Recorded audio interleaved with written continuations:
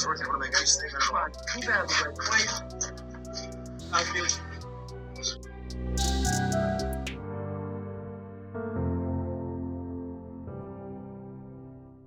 The 25th of July, 1984.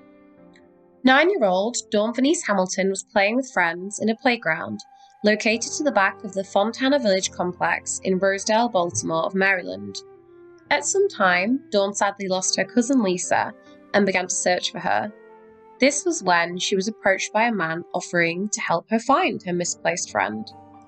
2 children, 10-year-old Christian Shipley and 7-year-old Jackie Poling, watched as Dawn disappeared into the woods with this mystery stranger.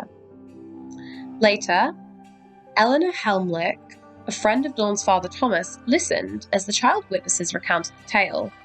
She immediately contacted the police, as well as Dawn's family, and took part in a search party for the missing child.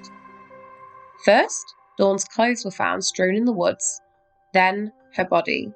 9-year-old Dawn was found discarded in the woods, naked from the waist down, having been viciously raped, with aggressive bruising covering her back and neck, and blood streaming from her head, having been killed by a combination of strangulation and a traumatic brain injury. Police were quick to arrive on the scene to take evidence and interview eyewitnesses, and it wouldn't take long for them to identify a suspect. Kirk Noble Bloodsworth, 23, had just moved to the Essex area, around 5 miles from Rosedale, as a newly married man. He'd been honourably discharged from the Marines and was embarking on a new career working in a furniture warehouse 6 days a week. Dawn's murder occurred on Kirk's one day off. The boys who had laid witness to Dawn's murderer sat down with the police to aid them in creating a composite sketch of the man responsible. They had stated that he was a white man, 6 foot, 5 inches tall, though they later said he was likely shorter than this, and just assumed as an adult man he was the same height as one of the boys' uncle. But they were certain that he had dirty blonde and very curly hair, had tanned skin, and was between 20 and 30 years old. When a black and white composite sketch hit Maryland television screens, eerily, Kirk's wife said to him that it resembled him. But of course it could not have been Kirk. He had several alibis. He was absolutely nowhere near the scene of the crime at the time. Physically, Kirk did not fit the description of the attacker. Despite the black and white resemblances, Kirk had long sideburns, unlike the true murderer.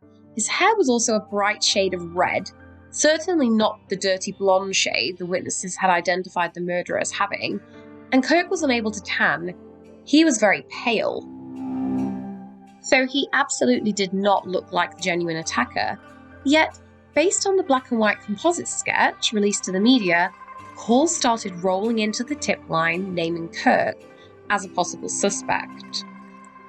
2 weeks after the evil murder of Dawn was committed, Kirk's marriage to his new wife fell apart.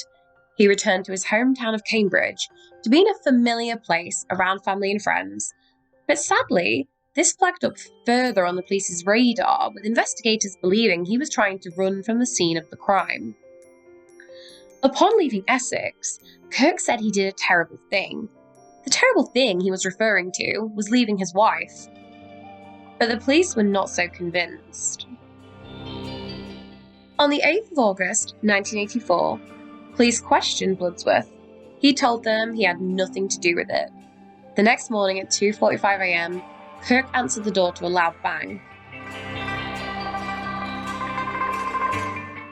Step outside, Mr. Bloodsworth. You're under arrest for first-degree murder of Dawn Venice Hamilton, you son of a bitch.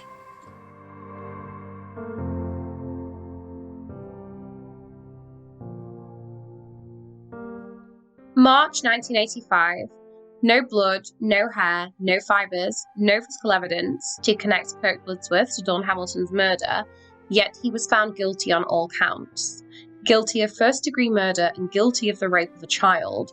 Then he was sentenced to death.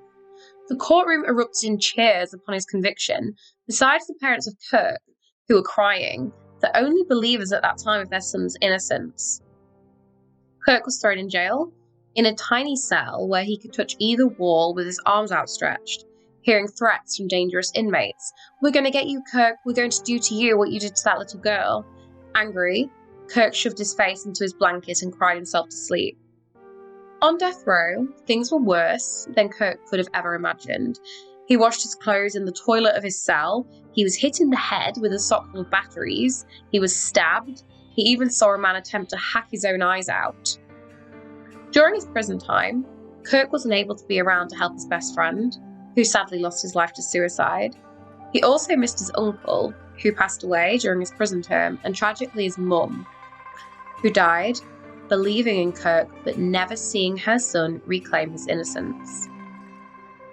In prison, Kirk was made to paint a chair guards told him he would be sitting in years to come, when the state put him to death in the gas chamber. Some hope came for Kirk when his lawyers appealed his conviction in 1986. Whilst appealing to Maryland's highest court, his lawyers raised doubts about the prosecution's case and protested their client's innocence. But Kirk would be convicted all over again. Only this time, his sentence was changed to life in prison. The death penalty was dropped.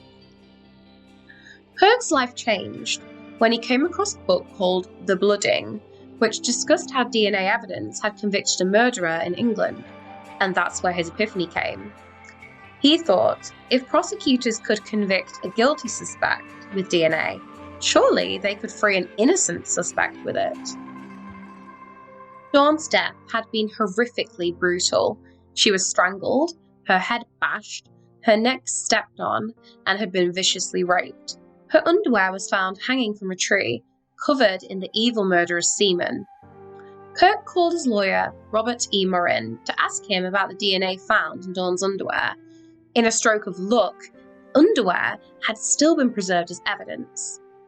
In 1992, Morin sent the underwear to Ed Blake, who at that time headed the only private lab that was conducting DNA tests for criminal justice purposes in the whole of the USA. The lawyer even went as far as to pay the entire $10,000 fee for this service out of his own pocket, never asking for a dime back, knowing the Bloodsworth family had exhausted every dime they had into his criminal defense and subsequent appeals. In April of 1993, Kirk walked into his cell to see a post-it note a guard had written to him to call his attorney urgently. "Kirk, you're an innocent man, you're innocent!" his lawyer screamed. The agreement made between Bloodsworth's side and the state was that the independent DNA test results had to be confirmed by the FBI. The FBI's tests also showed that the DNA was not Bloodsworth's. After 8 years, 10 months, and 19 days behind bars, the state dismissed the charges, and on the 28th of June, 1993, Kirk Noble Bloodsworth walked out of prison a free man, becoming America's first death row inmate to be exonerated by DNA. Kirk said being released was like heaven, but he had to get used to living again after living like a caged animal for almost a decade. DNA was a new concept in the 90s, so to some people, Kirk remained guilty even after his exoneration. He struggled to find work due to people's poor judgment, and although he remarried in 1999, he found himself divorcing again, citing himself as having too much baggage to deal with. For his years in prison, and his life torn apart by the slanderous allegations that still followed him after his release, the state compensated him just $300,000. It wouldn't be for another 10 years that Dawn Venice Hamilton would finally get justice in her case, and Kirk Bloodsworth would finally be able to live free of judgment. The DNA from Dawn's underwear had been linked to the real killer, child sex offender Kimberly Shea Ruffner, who had been released from prison just 2 weeks before Dawn's murder. Kirk and Ruffner had crossed paths in prison, where Ruffner was already serving time. Ruffner knew Bloodsworth was innocent. That whole time, until 2003, Bloodsworth never knew Ruffner was guilty. Since getting his life back, Kirk has been an avid campaigner against the death penalty to make sure what happened to him never happens to anyone else again. Kirk sympathises with the Hamilton family, and above everyone, the innocent and sadly forever 9-year-old Dawn.